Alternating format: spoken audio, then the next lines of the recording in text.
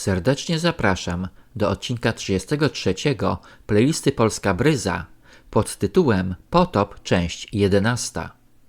W poprzednim 32 odcinku opowiedziałem o polskim pośle pracującym dla dwóch panów. W tym odcinku opowiem o polityce zagranicznej Filipa II Habsburga. Następca Karola V, syn Filip II, był królem Neapolu i Sycylii, władcą Niderlandów, królem Hiszpanii i Portugalii. Za jego rządów ziemie pod panowaniem Habsburgów stały się supermocarstwem o zasięgu globalnym. Habsburgowie opanowali nie tylko Portugalię, ale niemal wszystkie europejskie kolonie, położone na obszarach obu Ameryk, forty nadbrzeżne Afryki i Indii oraz Filipiny, które nazwano na cześć króla Filipa II.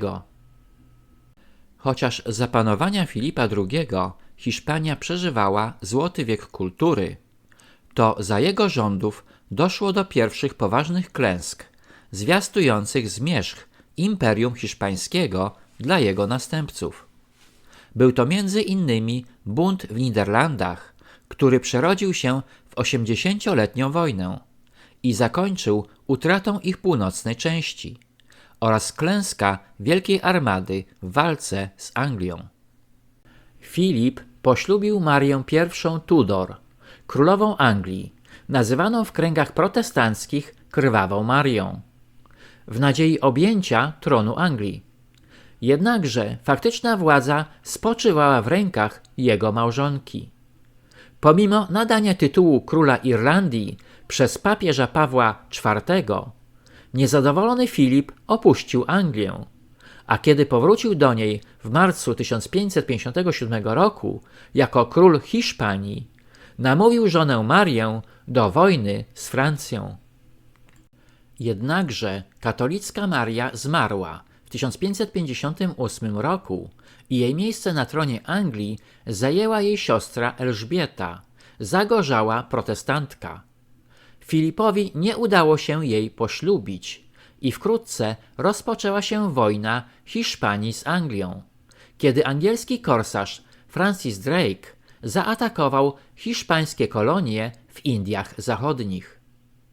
Dla wyjaśnienia, Indie Zachodnie były zbiorczą nazwą wysp leżących między Morzem Karaibskim a Oceanem Atlantyckim, odkrytych przez Krzysztofa Kolumba w 1492 roku. Zaliczały się do nich trzy grupy wysp: Wielkie Antyle, Kuba, Haiti, Jamajka i Portoryko, Małe Antyle oraz archipelag Bahamów. Prowadzona przez króla Filipa za życia katolickiej królowej Marii polityka przymusowej katolizacji i represji przyczyniła się do rebelii w Niderlandach i podziału ich w 1578 roku na katolickie południe i protestancką północ. 29 lipca 1587 roku Filip II uzyskał od papieża Sykstusa V bullę zezwalającą na pozbawienie Elżbiety tronu i zastąpienie jej osobą, którą on uzna za właściwą. Prawie rok później, 28 maja 1588 roku, wypłynęła z Lizbony w kierunku kanału La Manche Wielka Armada, czyli flota 130 okrętów, na której czele stał książę Medina Sidonia. Sztormowa pogoda, jak i zaciekłe walki na morzu z Anglikami zmusiły Wielką Armadę do powrotu do Lizbony. Z potężnej floty pozostała zaledwie 1/3 okrętów. Kolejne wyprawy Filipa II do Anglii zakończyły się również porażkami i wojna Hiszpanii z Anglią zakończyła się w 1604 roku z powodu śmierci Filipa II w 1598 roku i Elżbiety w 1603. Za rządu Filipa II Turcja osmańska, będąca pod panowaniem sułtana Sulejmana Wspaniałego, znajdowała się w szczycie swojej potęgi, prowadząc bardzo ekspansywną politykę zagraniczną. W 1558 roku turecki admirał Piyal Pasza zdobył Baleary, jak również zagrażał bezpieczeństwu na wodach okalających południową część Półwyspu Apenińskiego. Wszystkie te obszary były pod panowaniem Filipa II, który zaapelował do papieża Pawła IV i europejskich monarchów o pomoc w zorganizowaniu działań przeciwko Turcji. W 1560 roku powstała Liga Święta, zrzeszająca Hiszpanię, Wenecję, Genuę, państwo kościelne, Sabaudię i zakon Joanitów z Malty. Flota Ligi, znajdująca się w Messynie, liczyła 200 okrętów i 30 000 ludzi. Dowódca floty Giovanni Andrea Doria zarządził podniesienie kotwicy i 10 lutego 1560 roku flota wypłynęła w kierunku Trypolisu. Pierwszym większym sukcesem floty było zdobycie 12 marca 1560 roku Dżerby, ważnej wyspy u wybrzeży Tunezji, pozwalającej na kontrolowanie szlaków morskich z Algieru do Trypolisu. Sulejman wysłał swoje okręty w liczbie 120 pod wodzą Piyala Paszy, które dotarły do Dżerby 9 maja. Do floty Sulejmana dołączyły okręty Turguta Rajsa i flota Ligi została rozbita 14 maja 1560 roku.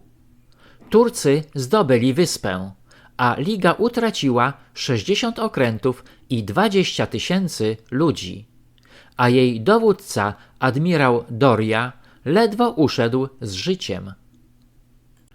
Kiedy Turcy bezskutecznie oblegali Maltę od 19 maja do 8 września 1565 roku, ich odwrót oznaczał koniec osmańskiej ekspansji na Morzu Śródziemnym.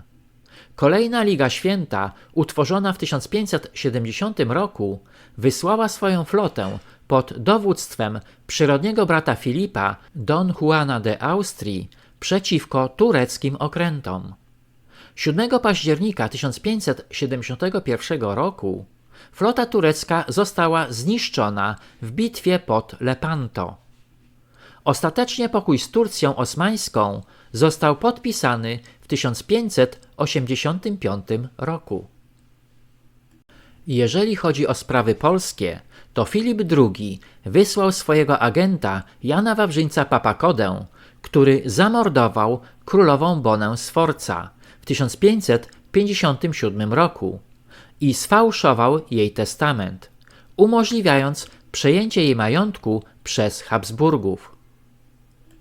To również Filip II doprowadził wspólnie z papieżem Klemensem VIII i Szwedem zasiadającym na polskim tronie Zygmuntem III Wazą do podpisania Unii Brzeskiej w 1596 roku, w wyniku której powstał w Rzeczypospolitej Obojga Narodów sztuczny twór nazywany Kościołem Unickim. Twór ten przyjął później nazwę Kościoła Grecko-Katolickiego. Nazwę Kościół Grecko-Katolicki nadała Maria Teresa, cesarzowa Austrii w 1774 roku, która nakazała nazywać unitów greko-katolikami. To właśnie przedstawiciel tegoż kościoła, Andrzej Szeptycki, współpracujący z Austriakami, wykorzystywał popów grecko-katolickich, którzy podczas mszy w cerkwiach nawoływali do ludobójstwa na Wołyniu i w Małopolsce Wschodniej w czasie II wojny światowej. Ten twór niemiecki, stworzony na polskich ziemiach, o czym opowiedziałem w odcinkach 20, 21 i 22 Polskiej Bryzy, z wyznawcami wyłącznie kraińskimi, propaguje współcześnie kult zbrodniarzy kraińskich, jak Bandera czy Szuchewicz, nazywając ich bohaterami narodowymi. Do niemieckiego cesarza Filipa II powrócę w następnym odcinku, w aspekcie jego życia prywatnego oraz polityki wewnętrznej prowadzonej przez niego. Dziękuję za wsparcie kanału przez Bajkofi.tu. Proszę nie zapominać o subskrypcjach, polubieniach i komentarzach. Na tym zakończę odcinek 33, w którym opowiedziałem o polityce zagranicznej Filipa II Habsburga. Serdecznie zapraszam do odcinka 34 pod tytułem Potop, część 12.